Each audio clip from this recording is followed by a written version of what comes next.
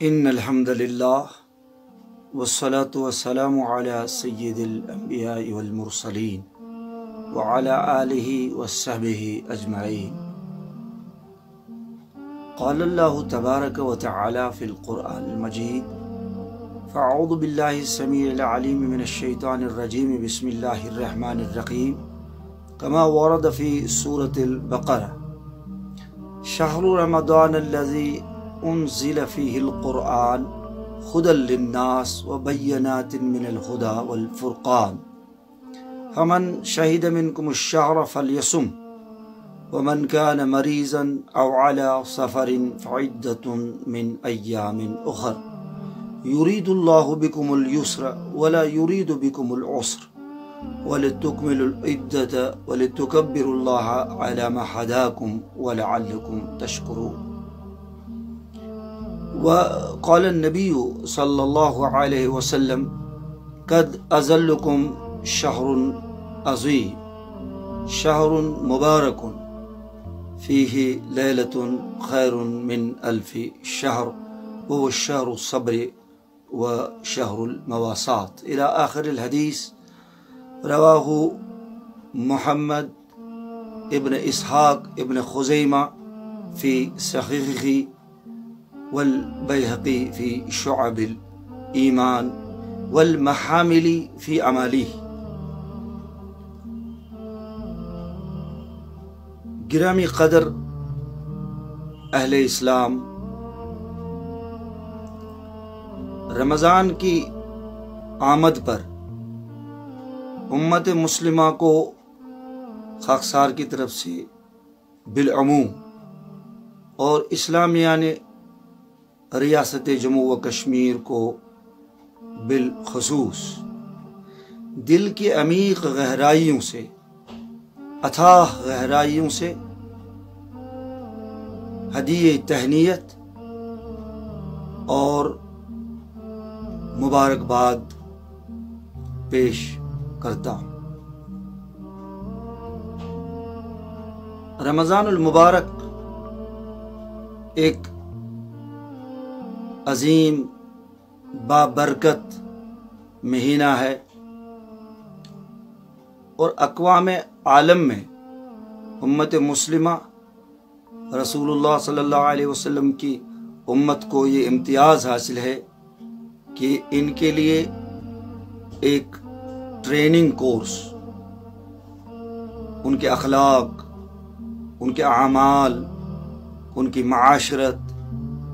ان کے معاملات، ان کے عقائد، ان کا نشست و برخاست، اس میں جلا اور اس میں اصلاح پیدا کرنے کے لیے یہ پورا مہینہ ہم کو دیا گیا ہے۔ اور سورہ بقرہ ہی کی آیات میں اللہ جل شانہ نے اپنے حبیب اعظم محمد رسول اللہ صلی اللہ علیہ وسلم پر یہ وحی بھی نازل کی کہ یہ جو صیام کا مہینہ ہے، رمضان کا مہینہ ہے، اس میں ہم نے آپ کی وساطت سے روزے فرض کیے، اور یہ روزے قدیم اقوام، گزشتہ اقوام میں بھی اس کا ایک تصور موجود تھا، اور غرض و غایت اس کی یہ ہے کہ لعلکم تتقون، تاکہ یہ امت مسلمہ، یہ جو اللہ کے رسول صلی اللہ علیہ وسلم کی امت ہے، یہ تقوی پر رہیں، خوف خدا ان میں پیدا ہو، ان کی زندگیاں، ان کی حیات مستعار سنور جائے۔ اور سب سے بڑی بات یہ ہے کہ انسانی دنیا کے لیے بالعموم اور مسلم دنیا کے لیے بالخصوص جو لاہ عمل اور کوڈ آف لائف اتارا گیا ہے، اس کی شروعات اسی مہینے میں ہوئی ہے۔ اللہ جل شانہ کا ارشاد گرامی ہے قرآن کی صفحات میں: شہر رمضان الذی انزل فیہ القرآن، اس قرآن کو ہم نے رمضان میں نازل کیا ہے۔ اسی تناظر میں جو شب قدر آخری جو عشرہ ہے، جس میں اللہ کے رسول صلی اللہ علیہ وسلم نے فرمایا کہ شب قدر کو آپ تلاش کرو آخری عشرے میں، تو اس میں ایک رات ہے جس کو ہم لیلۃ القدر کہتے ہیں، اور قرآن کا یہ واضح اشارہ ہے انا انزلناہ فی لیلۃ القدر، ہم نے اس قرآن کو شب قدر میں اتارا ہے۔ اصل یہ شہر قرآن ہے۔ اللہ کے رسول صلی اللہ علیہ وسلم دعا مانگتے تھے، اللہم بارک لنا فی رجب و شعبان وبلغنا رمضان، رجب میں بھی برکت، شعبان میں بھی برکت۔ اور حدیث کا معتبر ذخیرہ اس سلسلے میں گواہ ہے کہ اللہ کے رسول صلی اللہ علیہ وسلم رمضان کے علاوہ جس مہینے میں سب سے زیادہ روزے رکھتے تھے وہ شعبان کا مہینہ تھا، اور دعا مانگتے تھے کہ اے اللہ ہم کو رمضان میں پہنچا دے، رمضان کی برکت، رمضان کے جو ثمرات ہیں وہ ہم کو نصیب فرما۔ چونکہ اب ہم رمضان میں آ گئے ہیں اور رمضان بالکل ہمارے قریب آ گیا ہے، اس کا سایہ ہم پر پڑا ہے، بقول محمد الرسول اللہ صلی اللہ علیہ وسلم قد اظلکم شہر عظیم، بہت بابرکت مہینہ، شہر مبارک فی لیلۃ خیر من الف شہر، اس میں ایک رات ہے خیر والی اور پورے 1000 مہینوں کے خیر کے برابر، اور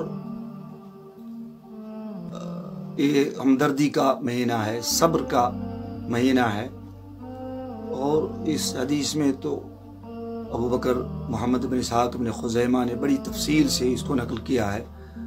اور ابو بکر بیہقی رحمۃ اللہ تعالی علیہ شعب الایمان ایک مستقل کتاب ہے، اور فضائل الاوقات ان کی ایک مستقل کتاب ہے، اس میں اس کو درج کر دیا ہے، اور محاملی نے اپنے امالی میں اس کو درج کر دیا ہے۔ اور سلمان فارسی اس کے راوی ہیں کہ آخری دن جو تھا شعبان کا، باقی 29واں دن یا 30واں دن، تو اس میں اللہ کے رسول صلی اللہ علیہ وسلم نے یہ بسیط خطبہ ارشاد فرمایا۔ اس لیے کہتے ہیں کہ خطبنا رسول اللہ صلی اللہ علیہ وسلم فی آخر یوم شعبان، تو ایک پیغام یہ رمضان دینا چاہتا ہے کہ یہ قرآن کا مہینہ ہے، اور اللہ کے رسول صلی اللہ علیہ وسلم نے فرمایا یا اہل القرآن لا تتوسدوا القرآن، اے قرآن والو، یہ امت قرآن والی امت ہے، اے قرآن والو اس قرآن کو پس پوش مت ڈال دو، یعنی اس قرآن کو زندگیوں میں اتار دو، اس قرآن سے زندگیاں سنور جائیں گی۔ زندگیوں میں جو کجی ہے اس کا سب سے بڑا علاج قرآن ہے، اور اگر قرآن میں کہیں پر تشنگی ہے نظر بظاہر، تو اس کی تشریح، اس کی تعبیر، اس کی تفسیرات اللہ کے رسول صلی اللہ علیہ وسلم نے ہم تک بحسن خوبی پہنچائی ہے۔ لاکھوں کروڑوں درود السلام ہو محمد الرسول اللہ صلی اللہ علیہ وسلم کی ذات والا پر، جنہوں نے ہم تک قرآن کو من و عن پہنچایا، اور قرآن گواہ ہے اس سلسلے میں سورہ نجم وما ینطق عن الهوى ان هو الا وحی یوحی۔ اللہ کے رسول صلی اللہ علیہ وسلم کے متعلق مولانا روم رحمۃ اللہ علیہ فرماتے ہیں، شاید یہی آیت ان کے پیش نظر ہو، فرماتے ہیں کہ گفتے او گفتے اللہ بود گرچ از حلقوں میں عبداللہ بود۔ تو تمام مسلم دوستوں سے، تمام اہل اسلام سے ناچیز کی گزارش ہے، جو بھی سوشل میڈیا کا آج دور ہے اس میں ہے، تو ان گزارشات کو پیش نظر رکھ کر اللہ سے گر گرا کر دعائیں مانگ کر اللہ سے یہ توفیق مانگی جائے کہ اس مہینے میں ہم روزدار رہیں، تقوی پیدا کرنے کی کوشش کریں، اور یہ جو پورا تربیتی مہینہ ہم کو ملا ہے اس میں اللہ جل شانہ کے قرب کے لیے صحیح فہم کی جائے اور اپنی زندگیوں میں ایک خاطر خواہ انقلاب پیدا کیا جائے، جہاں امن ہو، دیانت ہو،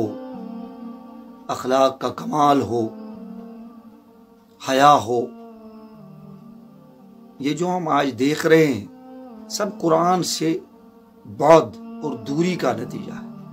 سب رسول اللہ صلی اللہ علیہ وسلم کی ذات اقدس سے دوری کا نتیجہ ہے۔ ڈاکٹر سر محمد اقبال رحمۃ اللہ علیہ فرماتے ہیں، اپنی ملت کو قیاس اقوام مغرب سے نہ کر، خاص ہے ترکیب میں قوم رسول ہاشمی صلی اللہ علیہ وسلم۔ آج کا جوان جو ہے، جوان لڑکا، جوان بیٹی، ہمارے اس معاشرے کی اور ہماری مستقبل کی ضمانت، لیکن بدقسمتی یہ ہے کہ قرآن سے دور ہے، رسول اللہ صلی اللہ علیہ وسلم کی سیرت سے دور ہے۔ اسی لیے جو بھی پیچیدگیاں معاشرے میں نظر آتی ہیں، جو بھی مشکلات نظر آتی ہیں، چاہے وہ فیشن کے حوالے سے ہے، بے حیائی کے حوالے سے ہے، منشیات کے حوالے سے ہے، یہ سب چیزیں جو ہیں یہ اسی کا نتیجہ ہے کہ ہم نے قرآن کی اور رسول اللہ صلی اللہ علیہ وسلم کی جو اخلاقی تعلیمات ہیں اور جو رحمت کا نظام انہیں انسانی دنیا کے سامنے پیش کیا ہے، اس سے ہم دور ہوتے چلے گئے۔ اب ضرورت اس بات کی ہے، اور خطباء پر ذمہ داریاں ہیں، علماء پر ذمہ داریاں ہیں، عوام پر ذمہ داریاں ہیں، انفلوئنشل پیپل جو ہیں، صاحب اثر رسوخ لوگ جو ہیں، ان پر یہ ذمہ داری ہے کہ اس دنیا کو قرآن کی ارشادات سے، رسول اللہ صلی اللہ علیہ وسلم کی مبارک زندگی کی روشنی سے روشن کیا جائے، اور اس کی ذوفشانیاں ہم کو یہ باور کرائیں کہ ہم ایک ممتاز امت ہیں، ممتاز ملت ہیں، اور دنیا یہ دیکھے ہمارے کردار، ہمارے رفتار، ہماری گفتار سے دنیا یہ سبق حاصل کرے کہ یہی رسول ہاشمی صلی اللہ علیہ وسلم کی امت ہے۔ اور ہم امید کریں گے انشاءاللہ الرحمن رمضان کا بابرکت مہینہ آ رہا ہے، اور ہم امید کریں گے کہ ہم خود بھی بدلیں گے، اور کوشش یہ کریں گے کہ جو راہ راست سے دور ہیں ان کو بھی صحیح راستے پر لانے کی انتھک کوشش کریں گے۔ یہ ہماری ذمہ داریاں ہیں، اسلام نے ہم پر عائد کی ہیں، اللہ جل شانہ نے ہم پر عائد کی ہیں، اللہ کے رسول صلی اللہ علیہ وسلم نے حجۃ الوداع میں ہم پر یہ ذمہ داریاں عائد کی ہیں۔ اور فَلْيُبَلِّغِ الشَّاهِدُ الْغَائِبُ کا جو پیارا جملہ ہے اور بڑا پرمغز جملہ ہے اور با معنی جملہ ہے، اور جس میں ایک بڑا پیغام پوشیدہ ہے کہ انسانی دنیا تک یہ چیزیں پہنچائی جائیں تاکہ یہ دنیا گلستان بن جائے۔ وآخر دعوانا ان الحمد للہ رب العالمین۔